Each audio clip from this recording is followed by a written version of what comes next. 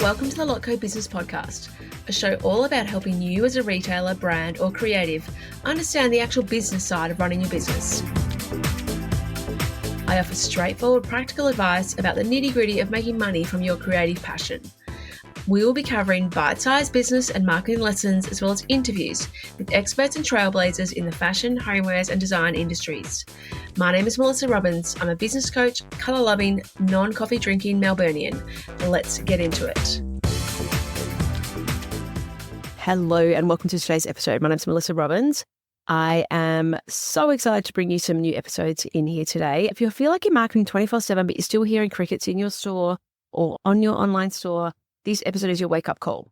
I'm going to break down the 5 biggest signs your current marketing strategy is broken and give you simple, practical fixes that will actually get you results. If you're not in along to this episode, do not miss my free webinar, which is coming up, The Profitable Product Business Roadmap, your 90-day plan to more sales and consistent profit without relying on social media. The link is in the show notes. Make sure you register for that. All right, so let's get into it. Sign number 1. You are hustling hard for every single sale. You're posting daily, you're offering discounts, you're running giveaways, but it feels like you're pulling teeth. You feel like you need to be on 24/7 to make a sale, and you rely on promotions and launches to create urgency, but you have zero momentum in between. Now, why this is happening is because you don't have an automated or evergreen strategy working in the background. You're doing hand-to-hand combat marketing when you need a scalable machine. Okay, so if you haven't already got these things, these are some things you can set up right now to improve this situation. You can set up a welcome sequence for your new email subscribers. Make sure it's between 5 to 7 emails, and I've got a whole episode dedicated just to what your welcome sequences should look like. So go and check that out as well. You should have a monthly promotional calendar so that you're not winging it. In all of my programs and courses, I go through how to do that, how to set up a 12-month marketing calendar so you're not being just reactive all the time, but you're actually proactive in what you're putting out there. And lean into other traffic sources. Do you have your SEO strategy set up? Have you got your email marketing to generate 20-30% of your sales? Do you use Pinterest? Do you use Google? What else are you doing? And what are some things that be working and attracting the customers who are already searching for something? Your marketing should be a magnet, like draw people to you. It shouldn't be something that you have to shout out like a megaphone every single day to actually get attention. Number 2 is that your sales are inconsistent AF. Now, I don't want to swear there just in case there's kids listening to the episode, but how this shows up in your sales figures. Maybe you hit a record in 1 month, but then the next month you barely cover your rent. You don't know what's actually working, like you're not using your data, you're not understanding what's happening to really dive into what's actually working in your business. You get random website traffic, but it's not predictable. Like it goes up and down consistently, and you don't really know where that traffic is coming from either. You don't really understand what sort of marketing activities are working and what's not, or what sales channels are working. You really are inconsistent. And why this is happening is you're relying on spur of the moment, reactive actions.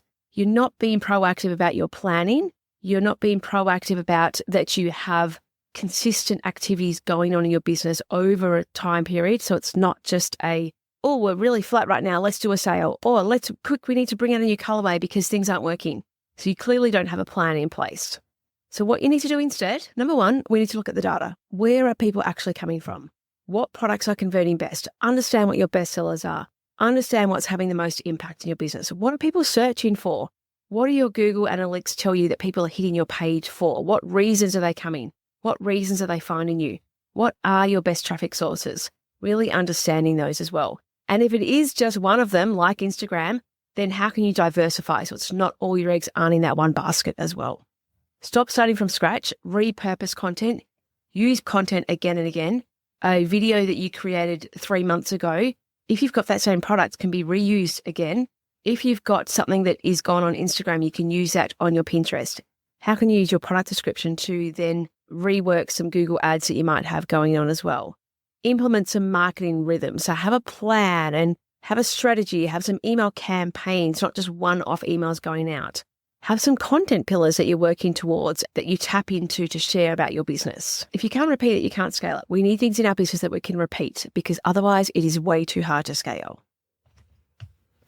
Number 3, you're getting traffic, but no one's buying. So you might be actually getting traffic to your website, but your website's not converting. You've got visitors, you've got store reviews, you've got some link clicks, but not the actual cart conversion and money in your bank. You might be wondering if your audience is broken. Like maybe it's the algorithm, maybe it's just that people aren't spending money right now, blaming everything on the economy, which, look, things are definitely quiet right now compared to what they have been. However, there are still people who are making sales, and I see that there's still people doing really well.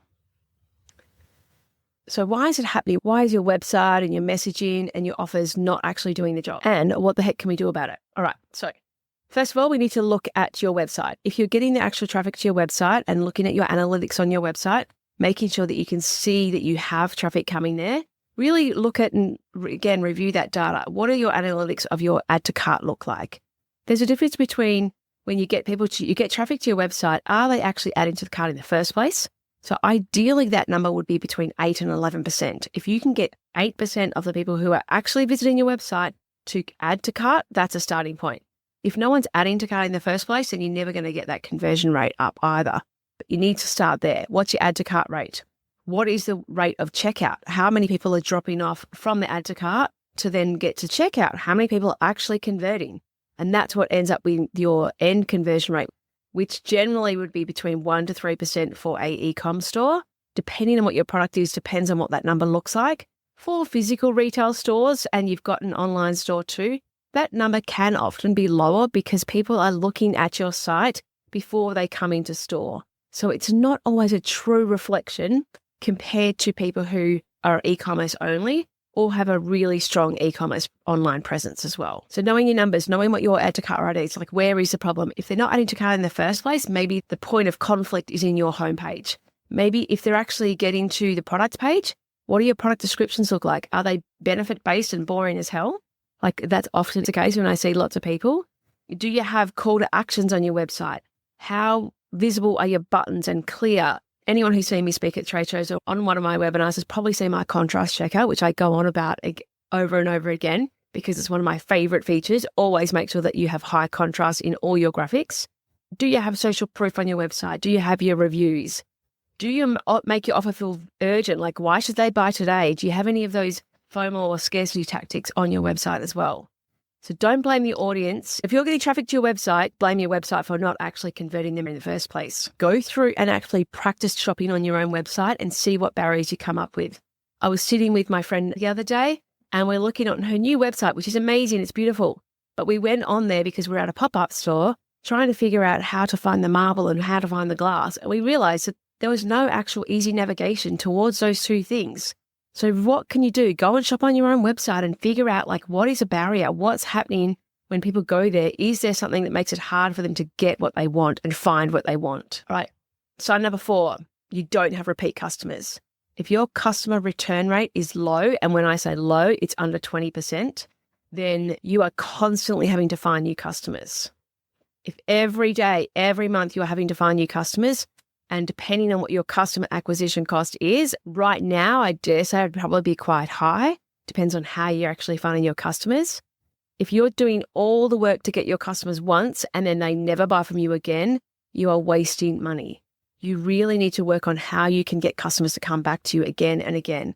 And if you're not top of mind for that customer when they think of ceramics or when they think of earrings or when they think of a gift, if you're not top of mind, then that's something you need to work on and focus on building into your business. We want to build a post-purchase or retention plan into your business. You've got to make sure you don't just attract that customer, but you nurture them and convert them to be a long-term customer. We all want our customers to stay with us for longer. I mean, have a think about yourself, how often you buy from a business that you've bought from previously. If they never contact you ever again, how likely are you to buy from them again? I bought something from a market, a skincare range that I love. It's a beautiful moisturizer. But they haven't contacted me again to say, have you run out yet? Like, are you low on stock? Is it time that you replenished? Like anything. Why am I not getting an email from them? If they kept reminding me, I would way more likely to buy from them again. Hey, it's been 6 months since you bought our blah, blah, blah moisturizer. Are you missing us? What about that feeling that you had whenever you put that cream on in the morning or whatever it might be? How can you capture that customer back again and retain that customer for longer so you really build up that lifetime value that they spend with you as well? All right, so what to do about it? We want to create a post-purchase follow-up email sequence. You might even have a complete the set promo or emails going out that are like, you may also like. Maybe you have a loyalty program or a subscriber-only perks in your business, and email your customers consistently with value, not just sales all the time or not just promos. Or you only send an email once every 6 weeks and it's just about a discount that you've got going on. You've got to nurture those customers and keep yourself top of mind. Now, I've been surrounded by business for many years, and I remember a part of my dad's telling me stories many years ago of how much cheaper it is to keep a customer than to find a new one all the time. So to really make sure that you build that customer relationship, nurture that customer, go above and beyond, and be unforgettable, because it's way cheaper to keep a customer than to constantly chase new ones all the time. Sign 5 that your marketing is not working right now, and this is a big one, is you're 100% dependent on social media. How this shows up, you live in reels and you're burnt out. Your content gets views but doesn't get sales. So if Instagram went down tomorrow, would your business also? That is a sign that you're spending way too much of your time on social media. This is the question I posed inside my email challenge I did a number of months ago now, which was, how much time do you actually spend on your social media a week? And if you took just one of those hours and you actually allocated that to your email instead, how much difference could that make to your business? How much more income and sales could it make to your business? We don't want to have all your eggs in one basket and an algorithm you cannot control. You can control your email. You can control how often you share. You can control what you put on your website to attract people through SEO. What you can control is your email list. And you can control building that email list. So it's your number one asset in your business. So I beg of you to make sure that you actually focus on doing that in your business as well. And again, I've got a whole episode, and I'll link these in the show notes, on how to actually build your email subscriber list for your product business. We need to diversify with SEO and Pinterest. They work while you're asleep. I don't really want to have the constant ads that I get fed on Instagram and Facebook. So I'm spending way more time on Pinterest than what I ever was. And I know as a generation, there's a whole lot more of new users coming to Pinterest than what there ever was as well.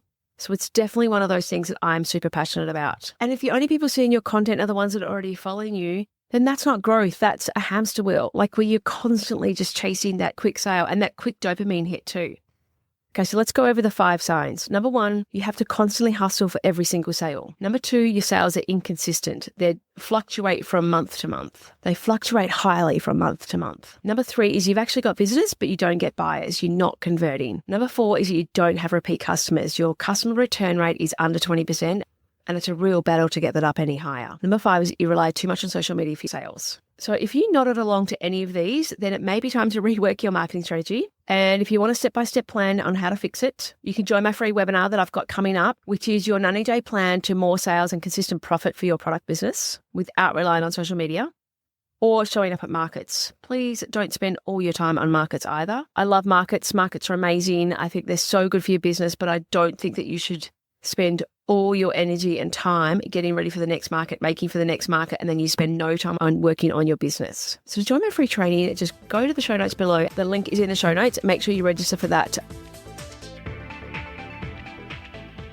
Thank you so much for listening to the Lotco Business Podcast. If you enjoyed this episode, please make sure you subscribe to receive future episodes as they are released. And I'd be so grateful for a review on Apple Podcast. If you would like a copy of the show notes or any of the links mentioned today, please jump onto my website at thelotco.com.au/podcast. Have an amazing week, and I look forward to chatting to you again soon.